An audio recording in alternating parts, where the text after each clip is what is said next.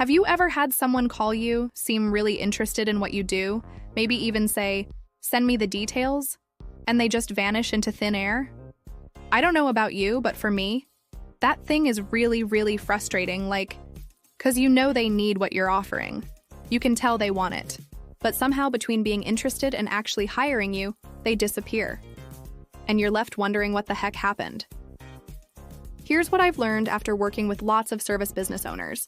It's usually not your pricing. It's not that your service is bad. Most of the time, you've accidentally made it confusing or hard for people to actually hire you. And the crazy part? You probably don't even realize you're doing it. So in this video, I'm going to walk you through the 3 places where most potential customers get lost. Then I'll show you a super simple way to figure out which one is killing your business. And finally, I'll give you the exact fixes that actually work. You'll also learn which problem to tackle first, because trying to fix everything at once is a recipe for burnout. Plus, I've got a simple test you can do today that will show you exactly where people are getting stuck. Let's dive right in. Okay, so imagine your business is like a leaky bucket. You keep pouring potential customers in the top, but they keep leaking out before they actually hire you. There are 3 main places where these leaks happen. The first leak: they have no idea what you actually do. This one's brutal because it seems so obvious to you. But here's the thing: you live and breathe your business every day. What seems crystal clear to you might be total gibberish to everyone else. I see this all the time. Someone's website says something like, "We help businesses optimize their potential through strategic solutions." And I'm like, what does that even mean? Are you a consultant? Do you do marketing? Are you selling software? I have no clue. The second leak: you're making it too complicated. This happens when someone actually wants to work with you, but then you hit them with a form that looks like a job application. Or you make them pick between 6 different packages when they just want to know if you can help them. It's like going to buy a sandwich and being handed a 20-page menu with 47 different bread options. Sometimes people just want a sandwich. The third leak: you go silent. Someone reaches out, shows interest, maybe even starts your process. Then life gets busy, they get distracted, and crickets. You never follow up. Or maybe you send one email that says, "Just checking in," and call it done. Meanwhile, they're dealing with kids, employees, deadlines, and a million other things. Unless you stay on their radar, they'll forget you exist.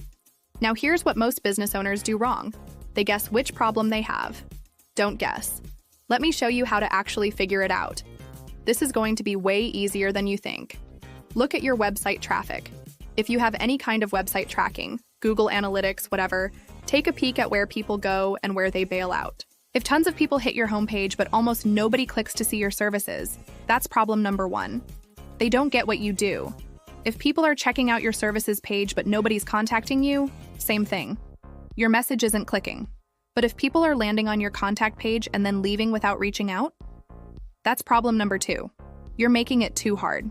So you want to 1, try the confused friend test. Grab a friend, someone who doesn't really know what you do for work. Ask them to poke around your website while talking out loud about what they're thinking.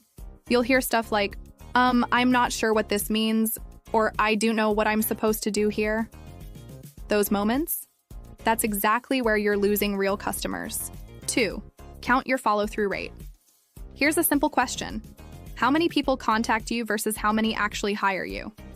If you're getting lots of inquiries but hardly anyone follows through, that's problem number 3. Your follow-up game needs work. Once you know which problem is eating your lunch, here's how to fix it.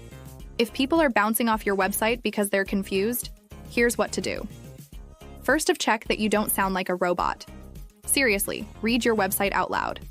Does it sound like how you'd actually talk to someone? Or does it sound like you swallowed a business textbook? Instead of, "We provide comprehensive digital marketing solutions," try, "We help plumbers get more customers through their website." See the difference? One makes sense, the other makes people's eyes glaze over. People don't buy services. They buy better versions of their lives. So show them that picture. Don't just say what you do. Say what their life looks like after you do it. Right now, you're staying up until midnight doing your books. After 3 months with us, you'll have your evenings back and actually know how much money you're making. Also, it's better to use testimonials in your marketing. It really, really makes a difference. You know those testimonials that say, "Great service, highly recommend"? They're useless. Nobody believes them, and they don't tell people anything useful. Instead, get stories with details. Before working with Sarah, I was spending 15 hours a week on social media and getting maybe 2 inquiries. Now I spend 3 hours and get 8 to 10 good leads every month. For a lot of businesses that are struggling with this problem, as in, if you have a lot of people leaving halfway through the booking process, then one of the number one things you need to check is how easy your booking process is. If people understand what you do but aren't actually hiring you, your process might be too complicated. So first you've got to remove extra steps. Write down every single thing someone has to do to hire you, from the first click to getting hired. Then ask yourself, do they really need to do all of this before we even talk?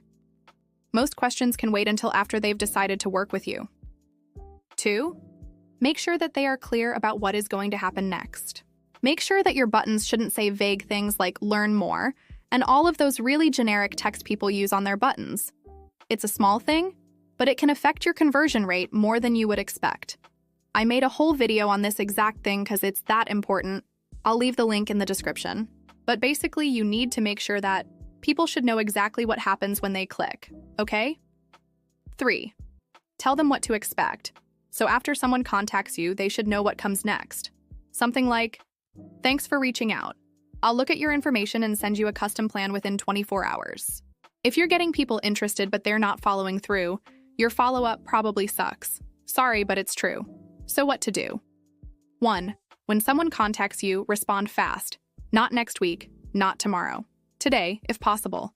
And don't just send a generic, "Thanks for contacting us" email.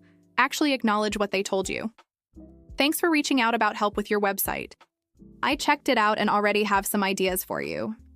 2. Actually be helpful. Your second follow-up shouldn't just be, "Hey, still interested?"